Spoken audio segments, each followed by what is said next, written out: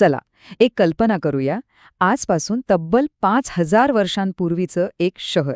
एक असं शहर जे आजच्या कित्येक शहरांपेक्षा जास्त प्लॅन्ड आणि ॲडव्हान्स्ड होतं.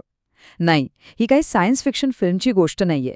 हा आपल्याच हडप्पा संस्कृतीचा, आपल्या पूर्वजांचा गौरवशाली इतिहास आहे. चला तर मग या अद्भुत संस्कृतीची रहस्य उलगडण्यासाठी वेळेत मागे जाऊया. हा प्रश्न आहे ना, तो भूतकाळाबद्दलच्या आपल्या सगळ्या कल्पनांना हलवून टाकतो. म्हणजे बघा, स्मार्ट सिटी म्हटलं की आपल्या डोळ्यांसमोर काय येतं? मोठमोठ्या इमारती, वायफाय, टेक्नॉलॉजी, बरोबर. पण तुम्हाला कोणी सांगितलं की जगातील पहिल्या खऱ्या स्मार्ट सिटीचा पाया 5,000 वर्षांपूर्वीच रचला गेला होता तर?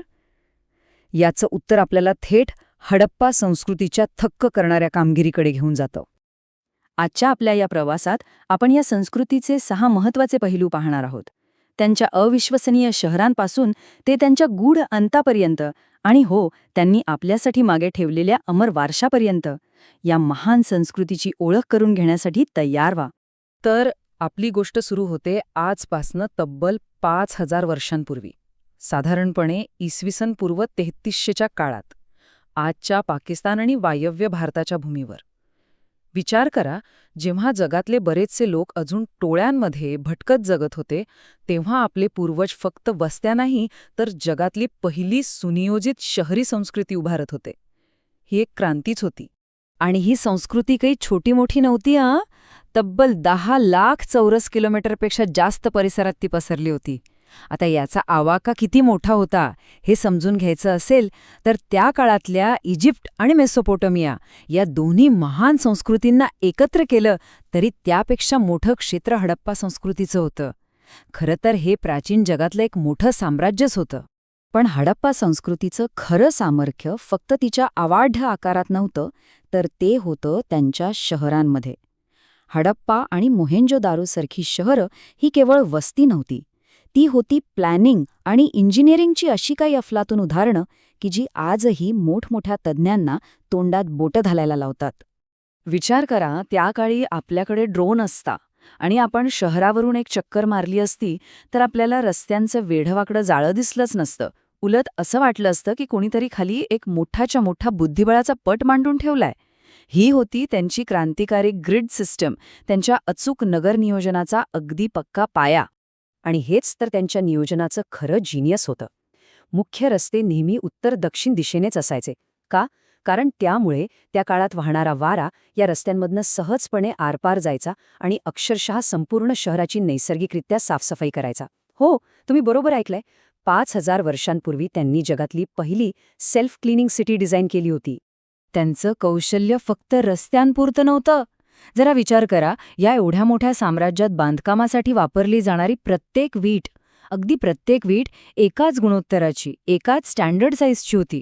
उत्तरेपासून ते दक्षिणेपर्यंत सगळीकडे हेच स्टँडर्डायझेशन. यावरून काय दिसतं? एक शक्तिशाली केंद्रीय प्रशासन तर होतंच, पण प्रत्येकाला उत्तम दर्जाचं घर मिळावं ही त्यांची तळमळही दिसून येते.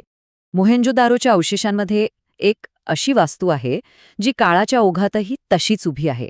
ते म्हणजे महास्नानगृह. हा फक्त एक प्राचीन स्विमिंग पूल नाहीये, तर त्यांच्या इंजिनिअरिंग कौशल्याचा आणि पाण्याच्या ज्ञानाचा एक भव्य पुरावा आहे. जवळपास 39 फूट लांब आणि 23 फूट रुंद ही रचना अक्षरशः टिकण्यासाठीच बनवली होती.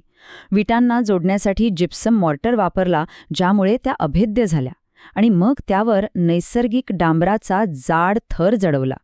हे इतकं प्रभावी होतं की आजही ते जगातलं सर्वात जुनं आणि यशस्वी वॉटरप्रूफिंगचं उदाहरण मानलं जातं.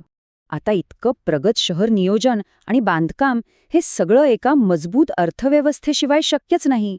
व्यापार हा हडप्पा संस्कृतीचा जणू प्राण होता. आणि त्यांच्या या जागतिक व्यापारी नेटवर्कच्या अगदी केंद्रस्थानी होतं गुजरातचं गजबजलेलं बंदर लोथल. त्यांचा प्रभाव खूप दूरवर पोचला होता. मेसोपोटेमियाच्या, म्हणजे आजच्या इराकच्या प्राचीन मातीच्या विटांवर मेलुहा नावाच्या एका दूरच्या देशाचा उल्लेख सापडतो.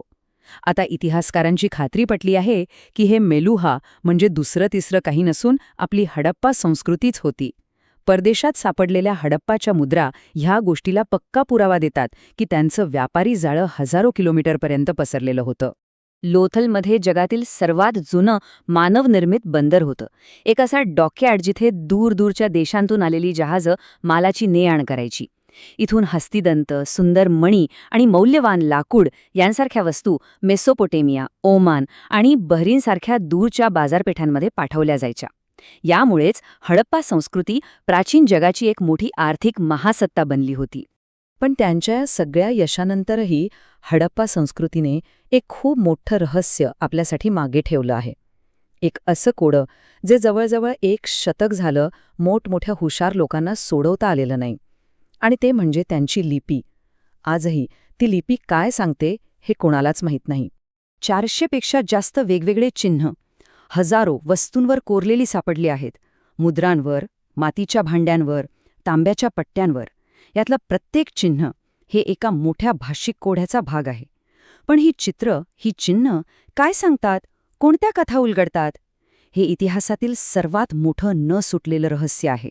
ह्या चिन्हांमध्ये हडप्पा लोकांचं ज्ञान, त्यांच्या कथा, त्यांच्या श्रद्धा आणि त्यांचा स्वतःचा आवाज दडलेला आहे.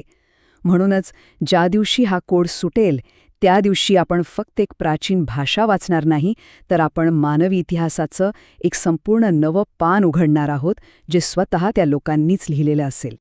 1000 वर्षांपेक्षा जास्त काळ भरभराटीला आल्यानंतर साधारणपणे इसवी सन पूर्व 1900च्या आसपास या महान संस्कृतीला उतरती कळा लागली. मग प्रश्न पडतो की इतकी शक्तिशाली, इतकी प्रगत संस्कृती अचानक कशी काय नाहीशी झाली? यावर अनेक वर्ष वेगवेगळे अंदाज लावले गेले, पण आता सायन्स आपल्याला याचं एक स्पष्ट उत्तर देत आहे. आधी असं मानलं जायचं की आर्य नावाच्या आक्रमणांनी येऊन ही संस्कृती नष्ट केली. पण आधुनिक वैज्ञानिक पुराव्यांनी ही थेरी पूर्णपणे नाकारलीय. खरी गोष्ट वेगळीच आहे. खरा गुन्हेगार युद्ध नव्हतं, तर पाणी होतं. हवामानातील बदल हाच या कथेतील खरा खलनायक होता. शक्तिशाली सरस्वती नदी कोरडी पडली, तर सिंधू नदीने आपला मार्गच बदलला. यामुळे विनाशकारी पूर आले, दुष्काळ पडले आणि तिथलं जीवन अशक्य होऊन बसलं. पण ऐका, त्यांच्या कथेचा सर्वात महत्त्वाचा भाग तर पुढे आहे. हडप्पा संस्कृती संपली नाही. या नैसर्गिक आपत्तीला तोंड देताना तिथले लोक नाहीसे झाले नाहीत, ते स्थलांतरित झाले. पाणी आणि नवीन संसाधनांच्या शोधात वेगवेगळ्या दिशांना विखुरले गेले. आणि असं करताना त्यांनी आपली संस्कृती, आपल्या परंपरा मात्र जिवंत ठेवल्या. जर आपल्या आजूबाजूला आपल्या रोजच्या जीवनात बघा, योग साधना, हात जोडून नमस्कार करण्याची पद्धत, स्वस्तिक चिन्हाचा वापर, घरातील मध्यभागी अंगणाची रचना, ह्या गोष्टी काही आजच्या नाहीयेत. हे सगळे 5000 वर्षे जुन्या भूतकाळाचे प्रतिध्वनी आहेत. त्याच हडप्पा संस्कृतीच्या परंपरा, ज्या नकळतपणे आज आपण जगतो आहोत. हडप्पाचे लोक हरवले नाहीयेत, ते फक्त विखुरले गेले. त्यांचा वारसा, त्यांचं रक्त, त्यांचा DNA आजही आपल्या सगळ्यांमध्ये जिवंत आहे. ही फक्त मातीत गाडल्या गेलेल्या विटांची कहाणी नाहीये. ही आपल्या स्वतःच्या मुळांची, आपल्या अस्तित्वाची कहाणी आहे. हे शांत अवशेष आपल्याला सतत आठवण करून देतात की आपण एका अविश्वसनीय वारसाचे वंशज आहोत. अशा संस्कृतीचे, जी तेव्हा प्रगतीचं प्रतीक होती, जेव्हा जगाचा बराचसा भाग अजूनही जागा होत होता.